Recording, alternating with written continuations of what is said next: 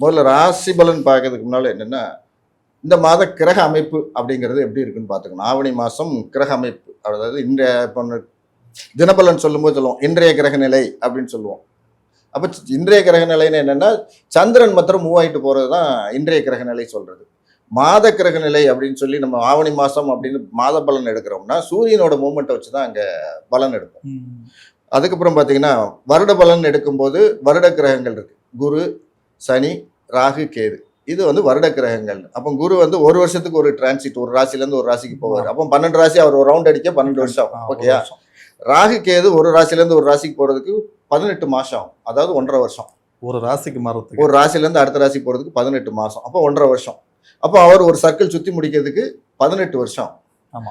சனி வந்து ஒரு ராசிலேருந்து ஒரு ராசி போறதுக்கு 2.5 வருஷம் ஆகும். அப்போ 12 ராசி சுத்தி முடிக்கிறதுக்கு 30 வருஷம் ஆகும். அதனாலதான் ஒரு பழமொழி என்ன சொல்லுவாங்க, 30 வருடம் வாழ்ந்தவனும் கிடையாது, 30 வருடம் வீழ்ந்தவனும் கிடையாதுன்னு சொல்லுவாங்க. ஏன்னா சனி ஒரு ஃபுல்லா சுத்தி வரும்போது எல்லா ராசியும் டச் பண்ணிட்டே வந்துருவார்.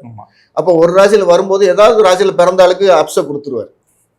அதுமாதிரி ரொம்ப ஓகோன்னு ஆடிட்டு இருக்கணும். சனி வந்து எப்பவுமே நீதிமான். அதனாலதான் சனி பயிற்சிக்கு எல்லாரும் பயப்படுறது தான். அவருக்கு வந்து தப்பு பண்ணா பிடிக்காது, பொய் பேசினா பிடிக்காது. சனிங்கிறது யாருன்னா எப்பவுமே பாத்தீங்கன்னா கீழ் நிலை ஊழியர்களை குறிக்கக்கூடியது. அதாவது கொஞ்சம் அழுக்கான ட்ரெஸ்ஸு, ஒரு சமுதாயத்தை சுத்தப்படுத்தக்கூடிய வேலை செய்கிறவங்க, இவங்க எல்லாம் வந்து சனியோட கேரக்டர்ஸில் வருவாங்க. அவங்கள போய் நீங்கள் டீசிங் பண்ணுறது, அவங்கள இல்ட்ரேட் பண்ணீங்கன்னா காலக்கணக்கன் அப்படின்னு சொல்கிறது சனி. அவர் நோட் பண்ணி வச்சுக்கிட்டு வச்சு செய்வார். அப்போ என்னென்னா சனிக்கு எல்லாரும் பயப்படுறாங்க. அப்போ என்ன பண்ணணும், எல்லாரையும் சக மனிதரை மனிதராக மதிக்கணும், ஜாதி வேறுபாடு இல்லாமல் ஒரு கம்யூனிட்டியை சொல்லி ஒரு ஆளை கீழ்த்தரமாக பேசுறது இல்லாமல் இருக்கணும். அப்படிங்கிறது தான் சனியோட எந்த வேற்றுமை இல்லாமல் மனிதனாக பார்க்கணும். அப்போ அவரோட சுத்து வந்து 30 வருஷம், 2.5 வருஷம் ஒரு ராசிக்கு, 12 ராசிங்களை சுற்றி வரும்போது அவருக்கு 30 வருஷம். இது வருட பலன் பேசுறது. மாத பலன் பேசும்போது என்ன, சூரியன் வந்து ஒரு ராசியில் ஒரு மாதம் இருப்பார், 30 நாள். அடுத்த ராசிக்கு 30 நாள் கழிச்சு மாறிடுறார். 30, 31 அப்படின்னு அது இருக்கும். ஆடி மாசம் மாத்திரம் சில சமயம் பார்த்தீங்கன்னா 32 நாள் இருக்கும். ஸோ நார்மலாக எடுத்த 30 டேஸ், ஒரு 30 டேஸ் மூவ்மெண்ட்டு சூரியனோட மூவ்மெண்ட். அப்போ மாத பலன்கள் நம்ம பேசும்போது என்னன்னா, அந்த வருட கிரகங்களை பற்றி பெருசாக பேசுனா கன்ஃபியூஸ் ஆகும். அப்போ இந்த மாதம் பலன் கொடுக்கக்கூடிய ஆள் யாருன்னா சூரியன். தினபலன் பேசும்போது சந்திரன் ஒரு ராசியில 2.5 நாள் இருப்பாரு, அடுத்த ராசி மாறுவார். அப்ப சந்திரன் மூலம் அன்னைக்கு என்ன பலன் கிடைக்குதுன்னு பேசுறதுதான் தினபலன். நான் சொல்றது புரியுதா? அது வருட பலன், மாத பலன், தினபலன். அப்போ தினபலன்ல வந்து சந்திரனை மெயினா எடுத்து நம்ம பேசுவோம். ராசி மாத பலன்ல சூரியனை மெயினா எடுத்து பேசுவோம். அப்ப இந்த சூரியன் இந்த ராசிக்கு வர்றதுனால என்னென்ன பெனிஃபிட் கிடைக்கும் அதை எடுத்துக்கிட்டா அது விஷயங்கள் எல்லாருக்குமே இருக்கும். ரெண்டாவது இன்னொன்று என்னன்னா, ராசி பலன்கிறது இப்போ அது ஓப்பனாகவே சொல்லிடுறேன். ராசி பலன்கிறதுலாம் ஒரு ஜஸ்ட் இந்த ராசிக்கு நல்லதா கெட்டதா அப்படிங்கிறது எதா இருந்தாலும் அவர்களுடைய சுய ஜாதகம் தான் வேலை செய்யும். சுய ஜாதகத்திலையும் தசாபுத்தியோட கணிதம் தான் அங்கே பெருசா ஆக்டிவேஷன் இருக்கும். நம்ம வந்து ஜாதகத்தையும் சொன்னாதான் நம்ம நீங்க சொல்றபடி 100% வரணும் சொல்றோம், ஓரளவு பலன் எடுக்க முடியும். ஏன்னா ஒரே நாள்ல ஒரு ஹாஸ்பிட்டல் எத்தனை குழந்தை பிறக்குது, எல்லா குழந்தையும் ஒரே மாதிரி வாழுதான், அதே ராசி தான் இருக்கும், அதே நட்சத்திரம் தான் இருக்கும். ஒரு ரிக்ஷா வீட்டுல பிறந்த பிள்ளையும் இருக்கும், ஒரு பெரிய கம்பெனி வச்சிருக்க ஒரு குழந்தையும் பிறந்திருக்கும். ரெண்டோட லைஃபும் ஒரே மாதிரி இருக்கா? இல்லை. அப்போ அந்த லைஃப் வித்தியாசங்கள் ஏன் வருது? அதே ராசி தான், அதே நட்சத்திரம் தான், அதே டேட் ஆஃப் பர்த் தான், டைமும் அதே தான். அப்படி இருந்து ஏன் மாறுது? அப்போ நமக்கெல்லாம் தெரியாத ஒரு விஷயம் அங்கே வந்து இன்ட்ராக்ஷன் இருக்குது. ஜாதக கட்டத்தில் பெனிட்ரேஷன் இருக்கு. அப்போ அவங்களுக்கு தசாபத்தியும் பார்த்தீங்கன்னாலும் ஒரே மாதிரி தான் இருக்கும். தசாபத்தியும் மேக்ஸிமம் கிட்டத்தட்ட இந்த தசான அந்த தசால தான் ஓடிட்டு இருக்க போகுது. ஆனாலும் லைஃப் ஸ்டைல் ஏன் வித்தியாசம் வருது? அப்பதான் ஜோதிடத்துல என்ன சொல்றோம்னா 5, 9ன்னு எடுப்போம். பிறந்த நேரம்ங்கிறது லக்னம் 1ஆம் இடம், 5ங்கிறது அவர்களோட பூர்வ புண்ணியம், 9ஆம் இடம்ங்கிறது அவர்களோட பாக்கியம்.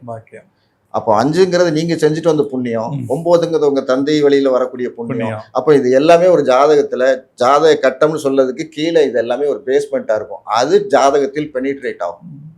அது இருக்கும். இந்த டேட்ல பிறகுறவன் அவன் ஏன் பணக்கார வீட்டுல பிறகுறான், இவன் ஏழை வீட்டுல பிறகுறான்?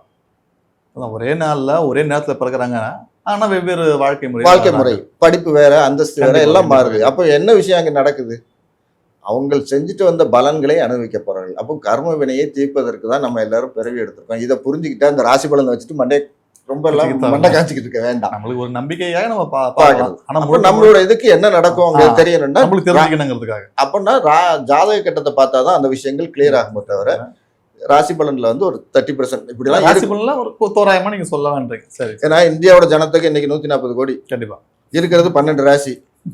அப்போ ஒரு ராசிக்கு 10 கோடிக்கு மேற்கு மேல இருக்கிறாங்க. 10 கோடி பேருக்கும் மேச ராசிக்குன்னா பலன் ஒத்துக்கிடுமா? இல்ல. எனக்கு ஃபோன்லாம் வரும். ராசி பலன் நான் பேசிக்கிட்டு இருக்கிறேன் வேறு சேனலில், அதில் ஃபோன் பண்ணாங்க. சார் மேசராசிக்கு நல்லா இருக்கு, நீங்கள் கஷ்டப்பட்டுட்டு இருக்கேன் சார். பிறப்பு ஜாதகம் தான் பேசணும் எவ்வளவு தடவை சேனலில் சொன்னாலும் ஃபோன் இப்படியே தான் பண்ணிகிட்டு இருக்காங்க. இன்னும் அந்த ஒரு அறியாமையை விட்டு வெளியே வர மாட்டேங்காங்க. அப்போ பிறப்பு ஜாதகம் நடக்கிற தசாபுத்தி இதுதான் ஆக்டிவேஷன் ஆகும். ரெண்டாவது ஃபேமிலி ஸ்டேட்டஸ் ஒன்று இருக்குது. ஒரு சாதாரண வீட்டில் இருந்துட்டு நான் அம்பானி மாதிரி வாழ முடியலையே, அதானி மாதிரி வாழ முடியலன்னு சொல்லி என்ன பண்ண முடியும்? கண்டிப்பாக. அப்போ அந்த பூர்வ புண்ணியம் அந்த ஜாதகத்தில் பலமாக இருக்கும். அடுத்து மீனம் ராசி நேயர்களுக்கு இந்த மாத பலன்கள் ஐயா.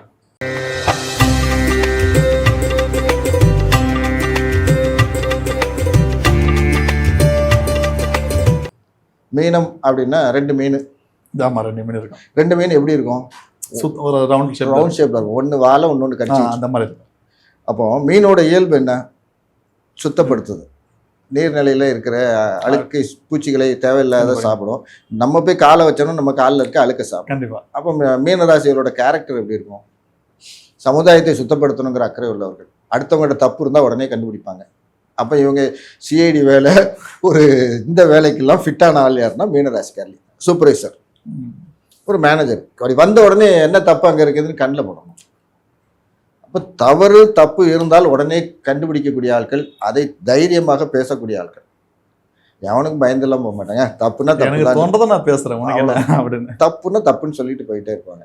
அப்போ மீனத்தை வந்து அந்த சுத்தம் பண்ணக்கூடிய இது இருக்கிறதுனால என்ன, சமுதாயத்தின் மேல் அக்கறை இருக்கும். சமுதாயத்தோட அவலத்தை பார்க்கும்போது இவங்களுக்கு உள்ளுக்குள்ள அவ்வளோ வருத்தப்படக்கூடிய ஒரு இயல்பு இருக்கக்கூடியவங்க மீனராசிக்காரங்க. மீனராசிக்கு இந்த ஒரு வருஷத்துக்கு என்ன பெரிய ப்ளஸ்ன்னா, 5ஆம் இடத்துலேருந்து குரு 9ஆம் பார்வையாக ராசியை பார்த்துக்கிட்டே இருக்காரு. அப்போ ஒரு வருஷத்துக்கு குரு பார்வை இருக்கிறதுனால மீனராசிக்காரங்க கால் மேல் கால் போட்டு தான் உட்காந்துட்டு இருப்பாங்க. ரொம்ப கம்ஃபர்டபுள் ஜோன். ராசியவே குரு பார்க்கறதில்ல. அப்போ ரொம்ப அசால்ட்டாக டீல் பண்ணக்கூடிய வருடம், இந்த வருடம் ஃபுல்லாகவே.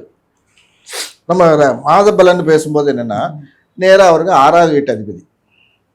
6ஆம் வீட்டில் வந்து அதிபதி 6ஆம் வீட்டிலே பலமாக இருக்கிறார்.